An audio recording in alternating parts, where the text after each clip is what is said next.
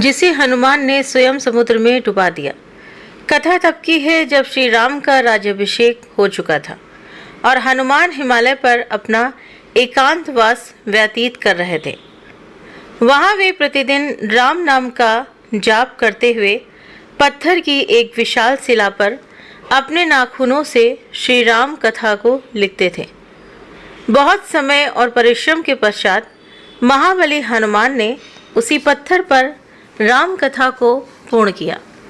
उधर महर्षि वाल्मीकि ने भी रामायण की रचना पूर्ण कर ली थी, किंतु समस्या ये थी कि उसे सबसे पहले पढ़ने का सौभाग्य किसे प्राप्त हो।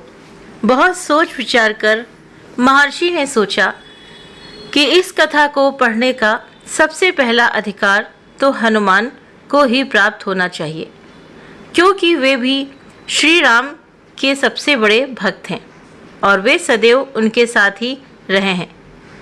इसी कारण सभी घटनाओं के साक्षी भी हैं। इसके अतिरिक्त वे ही इस रचना का मूल्यांकन भी कर सकते हैं। ये सोचकर महर्षि वाल्मीकि पवन सुत की खोज में हिमालय की ओर चल पड़े।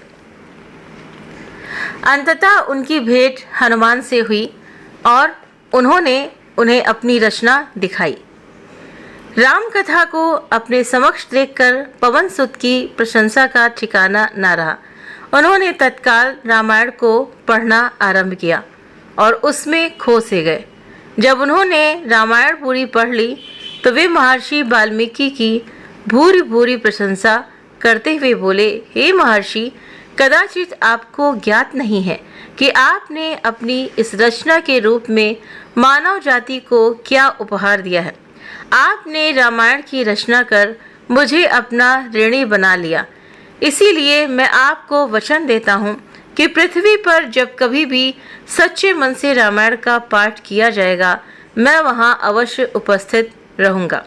तो महर्षि वाल्मीकि ने हनुमान को धन्यवाद कहा और तभी उनकी नज़र वहीं पड़े उस शिला पर पड़ी जिसमें हनुमान ने अपनी रामायण लिखी थी।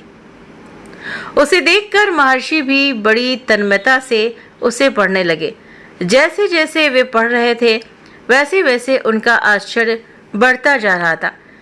हनुमान द्वारा लिखे उस ग्रंथ में ऐसी ऐसी गूढ़ बातें लिखी थीं जो महर्षि वाल्मीकि जैसे विद्वान के लिए भी अनजानी थी।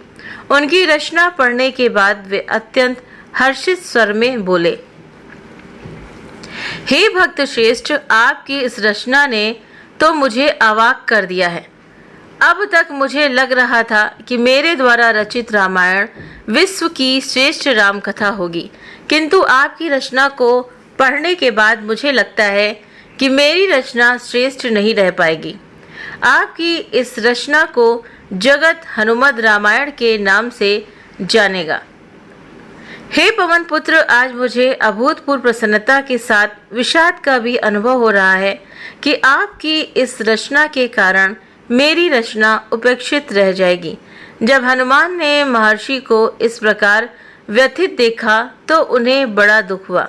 उन्होंने तत्काल ही अपने एक हाथ पर महर्षि को बिठाया और एक हाथ पर उस शिला को उठाकर समुद्र की ओर चल पड़े। वहां पहुंचकर हनुमान ने उस शिला की पूजा की और इससे पहले कि महर्षि वाल्मीकि कुछ समझ पाते, हनुमान ने उस शिला को समुद्र के गर्भ में विसर्जित कर दिया। ऐसी श्रेष्ठ रचना का इस प्रकार लोप हो जाने पर महर्षि वाल्मीकि को अत्यंत दुख हुआ और उन्होंने कहा, हे पवन पुत्र, आप धन्य हैं जिन्होंने मेरी रचना का मान रखने के लिए अपनी श्रेष्ठ रचना का त्याग कर दिया है।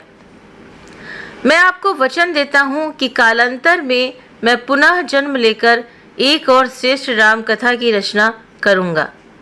किंवदंती है कि महर्षि वाल्मीकि ही अगले जन्म में तुलसीदास हुए और इसका स्पष्ट वर्णन है कि एक बार सागर तट पर भ्रमण करते हुए तुलसीदास को पत्थर की एक पट्टिका मिली जिस पर हनुमद रामायण के बारे में एक श्लोक लिखा हुआ था।